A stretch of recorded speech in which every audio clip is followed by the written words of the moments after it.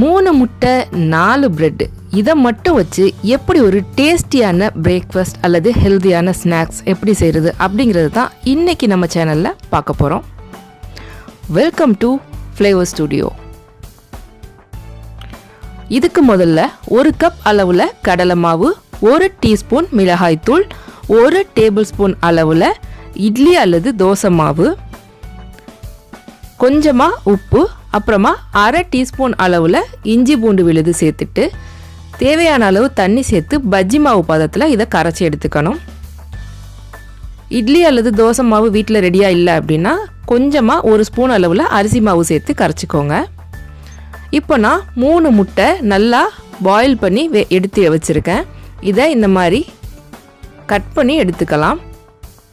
இன்றைக்கி நான் 1 முட்டையை 4 பீசஸாக வெட்டியிருக்கேன். நீங்கள் ரொம்ப சின்னதாக இருக்குது அப்படின்னு நினச்சிங்கன்னா 1 முட்டையை 2ஆக கூட நீங்கள் வெட்டி எடுத்துக்கலாம்.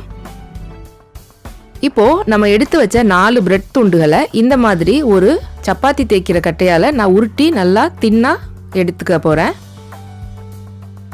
ஓரங்களை கட் பண்ணணும்னா அவசியம் கிடையாது.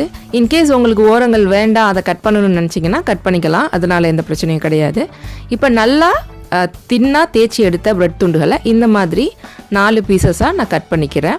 நான் முட்டையை 4 துண்டுகளாக கட் பண்ணதுனால ப்ரெட்டையும் அதே மாதிரி கட் பண்ணுறேன். இன்கேஸ் நீங்கள் முட்டையை 2ஆக வெட்டியிருந்தீங்கன்னா ப்ரெட்டையும் அதுக்கு தகுந்த சைஸில் நீங்கள் வெட்டி எடுத்துக்கணும். இப்போது நம்ம வெட்டி எடுத்த பிரெட் துண்டுகளில் ஒன்று எடுத்துட்டு அதில் முட்டையை நடுவில் வச்சுருங்க. வச்சுட்டு கொஞ்சமாக நம்ம கரைச்சி வச்ச பஜ்ஜி மாவையே அதை ஓரங்களில் தடவிட்டு இன்னொரு ஸ்லைஸ் ப்ரெட்டை எடுத்து நல்லா இந்த மாதிரி ப்ரெஸ் பண்ணி கொடுத்து அதை க்ளோஸ் பண்ணிடுங்க.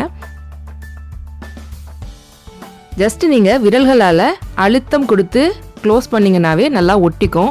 இல்லை இது ஓப்பன் ஆயிருமோ அப்படின்னு உங்களுக்கு பயமாக இருக்குது அப்படின்னா ஒரு ஃபோர்க் எடுத்துகிட்டு அதை தண்ணியில் நனைச்சிட்டு நல்லா எல்லா சைட்லேயும் நீங்கள் ப்ரெஸ் பண்ணி எடுத்தீங்க அப்படின்னா நல்லா ஒட்டிக்கும். இதே மாதிரி மீதி இருக்கிற எல்லா ப்ரெட்டுகளுக்குள்ளேயும் நம்ம வெட்டி வச்ச முட்டையை சேர்த்து நம்ம க்ளோஸ் பண்ணி இந்த மாதிரி ரெடி பண்ணி எடுத்துக்கலாம். இப்போது நம்ம அடுப்பில் ஒரு கடாய் வச்சுட்டு அதில் தேவையான அளவு எண்ணெய் சேர்த்துக்கலாம். எண்ணெய் சேர்த்து நல்லா சூடானதுக்கு அப்புறமா நம்ம ரெடி பண்ணி வச்சுருக்க பிரெட் துண்டுகளை மாவில் கலந்து வச்ச மாவு இருக்கு இல்லையா, அதில் நல்லா 2 சைடும் நல்லா டிப் பண்ணி எடுத்துட்டு போட்டு பொரிச்சு எடுத்துக்கலாம். இது நல்லா ஒரு மீடியம் லோ ஃப்ளேமில் வச்சு நீங்கள் பொரிச்சு எடுத்துக்கோங்க. ரொம்ப ஹை ஃப்ளேமில் வச்சிங்கன்னா பட்டுன்னு வெளியில் இருக்கிற மாவு கருகிரும், உள்ளே அந்த ஊறி இருக்க மாவு வேகாது. ஒரு சைடில் நல்லா கலர் மாதிரி வெந்ததுக்கு அப்புறமா இன்னொரு சைடும் திருப்பி போட்டு வேக வச்சுக்கோங்க. இந்த மாதிரி நல்லா 2 சைடும் கிறிஸ்பியாக பொரிஞ்சதுக்கு அப்புறமா இதை எடுத்துட்டு நீங்கள் உங்களுக்கு விருப்பமான சட்னி அல்லது கெச்சப் கூட பரிமாறலாம். இதை நீங்கள் டிஃபன் பாக்ஸ்க்கு கூட செஞ்சு தரலாம் குழந்தைங்களுக்கு, அல்லது ஈவினிங் ஸ்நாக்ஸாக செஞ்சு தரலாம். ரொம்ப டேஸ்டியான ஹெல்த்தியான இந்த ஈவினிங் ஸ்நாக்ஸை கண்டிப்பாக ட்ரை பண்ணி பார்த்துட்டு உங்களோட ஃபீட்பேக்கை மறக்காமல் என்கிட்ட ஷேர் பண்ணிக்கோங்க.